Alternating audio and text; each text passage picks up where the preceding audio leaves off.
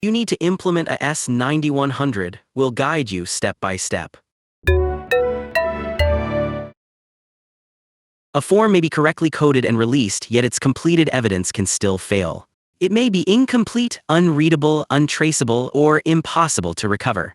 Part 3 controls the transition from an approved blank form to a trustworthy quality record. Here is the path we will follow. First, we separate forms from records. Next, we control form identification, record integrity, traceability, retention, and acceptance authority media. Then we complete the form's register and annexes, generate the final table of contents, test the complete method, and return to the implementation roadmap. Before we continue, let's reconnect the 3 parts. Part 1 built the front matter and responsibilities. Part 2 completed the operating controls through Section 8.9, identification, approval, release, distribution, cancellation, storage, and access. We preserve all of that approved work. Part 3 begins on the next page with Section 9, forms and records. We will continue using the same practical method. For each clause, first write the rule, next show the asset that makes the rule usable, then define how the result will be verified. This sequence prevents skipped requirements, unnamed records, and forms entering the system without a controlled owner or code. Section 9 begins with a distinction that protects the entire quality management system. A form is the released blank template. Its code, revision, approval, and point of use are controlled. Once someone completes that form, it becomes a record and is controlled as evidence. If the blank template later changes, existing records remain connected to the revision used when the work occurred. Requirement 9.1.1 explains this basic typology. Forms specify the information that must be recorded. Completed records show the performance and results of the activities that make the quality management system operate. In simple terms, the form asks the planned questions. The record preserves the actual answers and the result of the work. Now follow the complete lifecycle. First, design, approve, and release the blank form. After it is completed, identify the resulting record. If it began on paper, scan and verify it promptly before the record enters controlled retention. Then store the controlled digital record in the authoritative repository, protect it through Level 2 and Level 3 recovery, and dispose of it only under the approved retention rules. Requirement 9.2.1 prevents orphan forms. Every form must be identified in the procedure or instruction that governs its use. Section 10 lists the forms pertaining to this procedure. Section 11 defines each annex as a controlled asset. Finally, Annex 9 carries each current released form in the general list of documents and forms maintained by document control. Now let's read the approved training code. The prefix shown on screen identifies the form family. The first numeric group identifies the governing procedure, so 01 connects the form to procedure 01.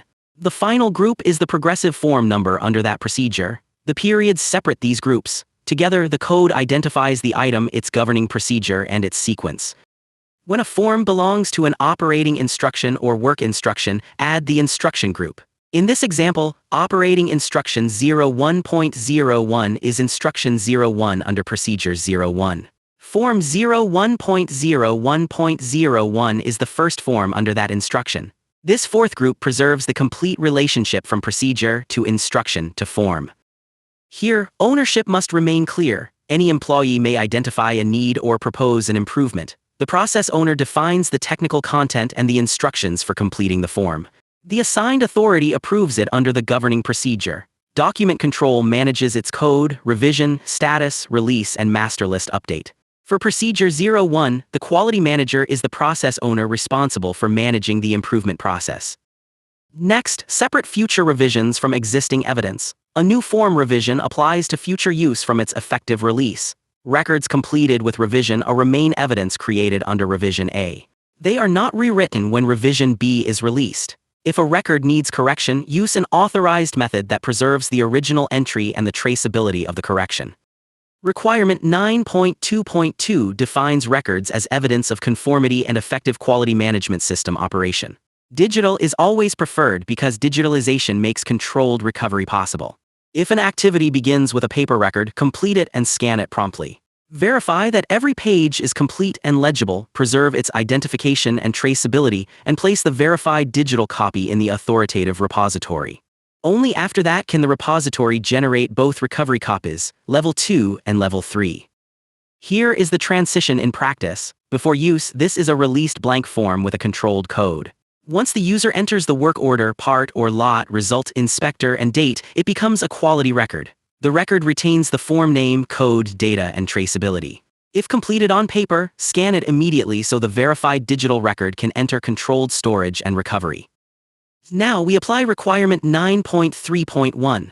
The record must carry the form name and code, a unique record identifier, complete and readable entries, all required dates, and the required signature or equivalent authority. Missing dates or signatures are not cosmetic defects. They can make the evidence incomplete or unusable.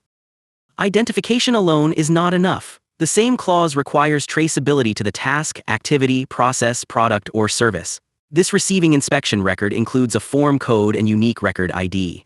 It also identifies the inspection task, incoming material process, part and lot, and purchase order. That context turns isolated data into useful evidence.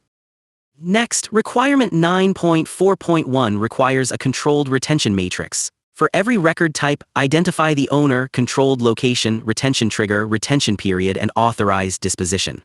Base the period on customer, contractual, statutory, regulatory, product life, and organizational requirements. Do not confuse this matrix with Annex 9. Annex 9 lists controlled documents and forms. It is not the record retention matrix. When several retention requirements apply, use the longest period. In this illustrative example, the customer requires 10 years, the regulator requires 7, and the organization requires 5. Therefore, the controlled matrix selects 10 years. These numbers are only an example. The organization must verify the actual obligations that apply to each record. For every paper origin record, begin by completing the record and its required approvals. Scan every page, verify the digital image against the original, and confirm the record's identification and traceability. Then store the verified file in the authoritative digital repository and generate and test its Level 2 and Level 3 recovery copies. The paper original remains subject to the applicable retention and authorized disposition rules. Now protect the verified digital record through 3 levels. Level 1 is the authoritative quality management system repository for native digital records and verified scans. Level 2 is the encrypted, access-restricted secondary online recovery copy. Level 3 is the separately encrypted, physically isolated off-site copy for catastrophic events. Finally, planned audits and restoration tests must prove that complete, readable records can be recovered. Without digitalization, levels 2 and 3 cannot protect the record. Disposition is the final controlled step. First, confirm that the approved retention period has expired and that no requirement or hold prevents disposal. The designated record owner and the designated quality authority must approve the disposition. Use the authorized secure method and document what was disposed. Because the procedure requires this evidence without assigning a form code, define the controlled method before release instead of creating an informal record later.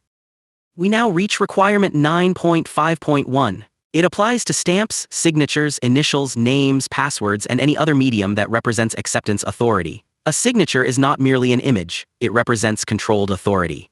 The governing document is Operating Instruction 01.01, titled Control for the Acceptance Authority Media. Control acceptance authority through one complete lifecycle. Authorize the person and scope. Issue and register the authority medium. Protect it and allow its use only within the approved scope. Update the controlled authorization record when personnel change and revoke the authority when it ends. Revise the operating instruction only when its requirements or control process changes. Section 10 now identifies the forms that make Procedure 01 operational. The first 6 are controlled templates for the Quality Manual, Process Sheet, General Procedure, Operating Instruction, and Work Instruction. Use the same singular title in Section 10 and in every corresponding annex. This keeps the register, annex, and file name consistent. The final 3 Section 10 forms are operational lists, the Industry Specifications Library, Technical Specifications Library, and General List of Documents and Forms. Before release, perform one implementation check. The procedure also requires a controlled distribution log, retention matrix, and disposition approval, but assigns them no Procedure 01 form codes. Formally decide whether each will be a system record or a new controlled form. Now let's define what each annex must communicate. An annex is more than a picture of a form. It identifies the annex number, form code, title, file format, responsible role, authorized access, controlled location, and retention rule. In this example, the Industry Specifications Library is an Excel asset controlled by document control in the Forms repository, with retention tied to the controlled matrix. Annex 7 shows why control numbers matter. 1 identifies the row and 2 names the industry standard. 3 identifies the source. D means native digital while P means paper origin after the required verified scan. In both cases, the authoritative copy is digital and protected through levels 2 and 3. 4 records the revision or cancelled status, and 5 records the revision date.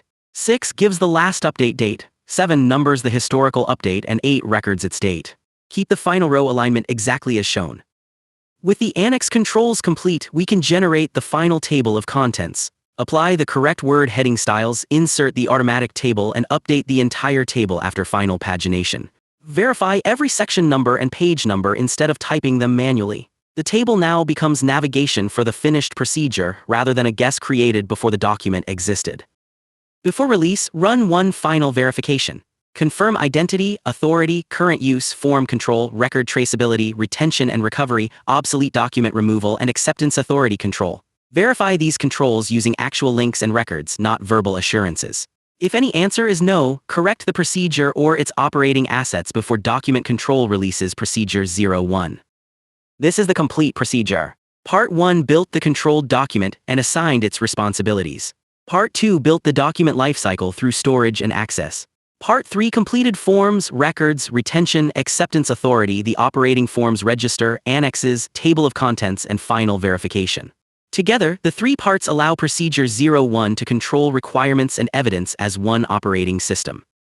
Roadmap Step 1 is now complete. The document control and records procedure controls valid information and protects recoverable quality records. In the next episode, we will develop the organization's process map. That map will formally establish and declare the sequence and interrelation of the company's processes, showing how they work together as one quality management system. Episode 002 is complete and Roadmap Step 1 is accomplished. Next, we move to Roadmap Step 2, the organization's process map.